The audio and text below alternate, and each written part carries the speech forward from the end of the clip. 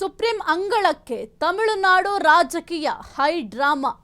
ಇನ್ನು ಸರ್ಕಾರ ರಚನೆಗೆ ರಾಜ್ಯಪಾಲರಿಂದ ವಿಳಂಬ ನೀತಿಗೆ ಖಂಡನೆ. ಸುಪ್ರೀಂ ಅಂಗಳಕ್ಕೆ ತಮಿಳುನಾಡು ರಾಜಕೀಯ ಹೈ ಡ್ರಾಮಾ. ಸರ್ಕಾರ ರಚನೆಗೆ ರಾಜ್ಯಪಾಲರಿಂದ ವಿಳಂಬ ನೀತಿಗೆ ಖಂಡನೆ. ಸುಪ್ರೀಂ ಕೋರ್ಟ್ ಮೆಟ್ಟಿಲೇರಿದ ಟಿವಿಕೆಯ ದಳಪತಿ ವಿಜಯ್. ಅರ್ಲೇಕರ್ ವಿರುದ್ಧ ಕಾನೂನು ಸಮರಕ್ಕಿಳಿದ ವಿಜಯ್ ಪಡೆ. ರಾಜ್ಯಪಾಲರಿಗೆ ನಿರ್ದೇಶನ ನೀಡುವಂತೆ ಕೋರ್ಟ್ಗೆ ಅರ್ಜಿ. ಸರ್ಕಾರ ರಚನೆಗೆ ಹಕ್ಕೊತ್ತಾಯ ಮಾಡಿದ್ರು ವಿಳಂಬ ಧೋರಣೆ. ಇದನ್ನ ಪ್ರಶ್ನಿಸಿ ಕೋರ್ಟ್ಗೆ ಮೊರೆ ಹೋಗಿರುವ ದಳಪತಿ ವಿಜಯ್. ಇನ್ನು ಈ ಒಂದು ತಮಿಳುನಾಡು ರಾಜಕೀಯ ಹೈಡ್ರಾಮಾ ಏನಿದೆ, ಸದ್ಯಕ್ಕೆ ಸುಪ್ರೀಂ ಅಂಗಳ ತಲುಪ್ತಾ ಇದೆ. ಸರ್ಕಾರ ರಚನೆಗೆ ರಾಜ್ಯಪಾಲರಿಂದ ವಿಳಂಬ ಮಾಡ್ತಾ ಇದ್ದಾರೆ, ವಿಳಂಬ ನೀತಿಯನ್ನು ಅನುಸರಿಸ್ತಾ ಇದ್ದಾರೆ ಎಂಬ ಆರೋಪ ಕೂಡ ಇದೆ. ಹಾಗಾಗಿ ಸುಪ್ರೀಂ ಕೋರ್ಟ್ ಮೆಟ್ಟಿಲೇರಲಿಕ್ಕೆ ಈಗ ಸಿದ್ಧತೆ ಕೂಡ ಮಾಡಿಕೊಂಡಿದ್ದಾರೆ ಟಿವಿಕೆ ಪಕ್ಷದವರು. ಅರ್ಲೇಕರ್ ಅವರ ವಿರುದ್ಧವಾಗಿ ಕಾನೂನು ಸಮರ ಮಾಡಲಿಕ್ಕೆ ಪ್ಲಾನ್ ಮಾಡಿಕೊಂಡಿದ್ದಾರೆ. ದಳಪತಿ ವಿಜಯ್ಗೆ ಬೊಮ್ಮಾಯಿ ತೀರ್ಪು ಸಂಜೀವಿನಿ ಆಗುತ್ತಾ? ಎಸ್ಆರ್ ಬೊಮ್ಮಾಯಿ ಪ್ರಕರಣದ ತೀರ್ಪು ವಿಜಯ್ಗೆ ವರದ್ವಾಗುತ್ತಾ? ಹಾಗಾದ್ರೆ ಬಹುಮತ ಸಾಬೀತುಪಡಿಸುವಂತೆ ಸೂಚಿಸಿದ್ದ ರಾಜ್ಯಪಾಲರು ಬಹುಮತ ಸಾಬೀತುಪಡಿಸಲು ರಾಜಭವನ, ಹೋಟೆಲ್ ಅಲ್ಲ, ಸಂಖ್ಯಾಬಲದ ಪರೀಕ್ಷೆ ರಾಜಭವನದಲ್ಲಿ ನಡೆಯುವಂತಿಲ್ಲ. ಬೊಮ್ಮಾಯಿ ಕೇಸ್ನಲ್ಲಿ ಮಹತ್ವದ ಆದೇಶವನ್ನು ಸುಪ್ರೀಂ ಕೋರ್ಟ್ ನೀಡಿತ್ತು. ದಳಪತಿ ವಿಜಯ್ ಪಾಲಿಗೆ ವರವಾಗುತ್ತಾ ಈ ಒಂದು ಕಾನೂನು ಅಸ್ತ್ರ? ಹಾಗಾದ್ರೆ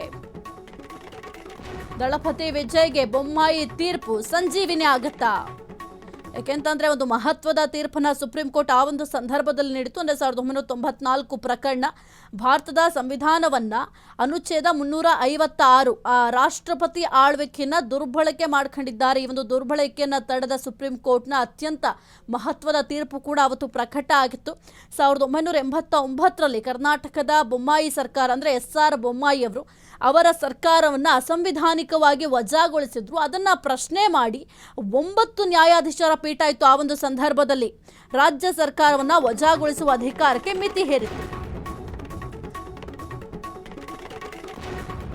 ರಾಜ್ಯಪಾಲರ ಹಕ್ಕು ಮಂಡನೆಯನ್ನ ತಿರಸ್ಕರಿಸುವಂತಿಲ್ಲ. ಬಹುಮತಕ್ಕೆ ಸದನದಲ್ಲಿ 7 ರಿಂದ 15 ದಿನಗಳ ಗಡುವು ನೀಡಲೇಬೇಕು. ವೈಯಕ್ತಿಕ ಪತ್ರಕ್ಕಿಂತ ಸದನದ ಫ್ಲೋರ್ ಟೆಸ್ಟ್ ಅಂತಿಮ ಎಂದಿದ್ದ ಕೋರ್ಟ್. ರಾಜ್ಯಪಾಲರು ಪಟ್ಟು ಹಿಡಿದ ಹಿನ್ನೆಲೆ ಕೋರ್ಟ್ ಮೆಟ್ಟಿಲೇರಿದ ವಿಜಯ್. ಗೆಲ್ಲಿಗೆ ಗೆಲುವಿನ ಸೂತ್ರವಾಗಲಿದೆ ಆರ್ಟಿಕಲ್ 164. ಸುಪ್ರೀಂ ಕೋರ್ಟ್ನಲ್ಲಿ ದಳಪತಿ ವಿಜಯ್ಗೆ ಗೆಲುವು ಸಿಗೋದು ಫಿಕ್ಸ್. ಇನ್ನು ಫ್ಲೋರ್ ಟೆಸ್ಟ್ ಕಡ್ಡಾಯ ಅಂತ ಹೇಳಿತ್ತು. ರಾಜ್ಯ ಸರ್ಕಾರದ ಬಹುಮತವನ್ನ ರಾಜ್ಯಪಾಲರ ಮನೆಯಲ್ಲ, ಅದು ಬದಲಾಗಿ ವಿಧಾನಸಭೆಯ ಸದನದ ನೆಲದಲ್ಲಿ ಪರೀಕ್ಷಿಸಬೇಕು. ರಾಜ್ಯ ಸರ್ಕಾರದ ಬಹುಮತ ಏನಿದೆ ಅದನ್ನು ಹೋಗಿ ರಾಜ್ಯಪಾಲರ ಒಂದು ಮನೆಯಲ್ಲಿ ತೀರ್ಮಾನ ಮಾಡಲಿಕ್ಕೆ ಸಾಧ್ಯ ಆಗೋದಿಲ್ಲ. ಅದನ್ನು ಹೋಟೆಲ್ ಅಲ್ಲ ಅಂತ ಸುಪ್ರೀಂ ಕೋರ್ಟ್ ಚಾಟಿ ಬೀಸುವ ಕೆಲಸ ಕೂಡ ಮಾಡಿತ್ತು. ಈ ಒಂದು ಮಹತ್ವದ ತೀರ್ಪು ಸದ್ಯಕ್ಕೆ ವಿಜಯ್ ಅವರಿಗೆ ವರದಾನ ಆಗುವ ಸಾಧ್ಯತೆಗಳು ಕೂಡ ಕಾಣ್ತಾ ಇದೆ.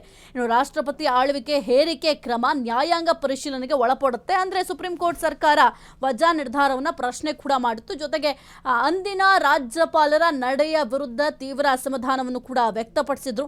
ಯಾಕೆಂತಂದ್ರೆ 1989 ಆ ಒಂದು ಸಂದರ್ಭದಲ್ಲಿ ಕರ್ನಾಟಕದ ಎಸ್ಆರ್ ಬೊಮ್ಮಾಯಿ ನೇತೃತ್ವದಲ್ಲಿ ಜನತಾದಳ ಸರ್ಕಾರ ಇತ್ತು. ಕೆಲ ಶಾಸಕರ ಪಕ್ಷಾಂತರ ನಂತರ ಸರ್ಕಾರ ಬಹುಮತ ಕಳ್ಕೊಂಡಿತ್ತು. ಹಾಗಾಗಿ ರಾಜ್ಯಪಾಲರು ಈ ಒಂದು ಆಧಾರದ ಮೇಲೆ ವಿಧಾನಸಭೆಯಲ್ಲಿ ಬಹುಮತ ಸಾಬೀತುಪಡಿಸುವ ಅವಕಾಶ ನೀಡದೆ ಕೇಂದ್ರ ಸರ್ಕಾರ 356ನೇ ವಿಧಿಯಡಿ ಸರ್ಕಾರವನ್ನು ವಜಾ ಮಾಡಿತ್ತು. ಕ್ಷಣ ಕ್ಷಣದ ಸುದ್ದಿಗಳಿಗಾಗಿ ಫ್ರೀಡಂ ಟಿವಿ ಸಬ್ಸ್ಕ್ರೈಬ್ ಮಾಡಿ, ಲೈಕ್ ಮಾಡಿ ಹಾಗೂ ಫಾಲೋ ಮಾಡಿ. ಹೊಸ ಸುದ್ದಿಗಳ ನೋಟಿಫಿಕೇಶನ್ಗಾಗಿ ಬೆಲ್ ಐಕಾನ್ ಮೇಲೆ ಕ್ಲಿಕ್ ಮಾಡಿ.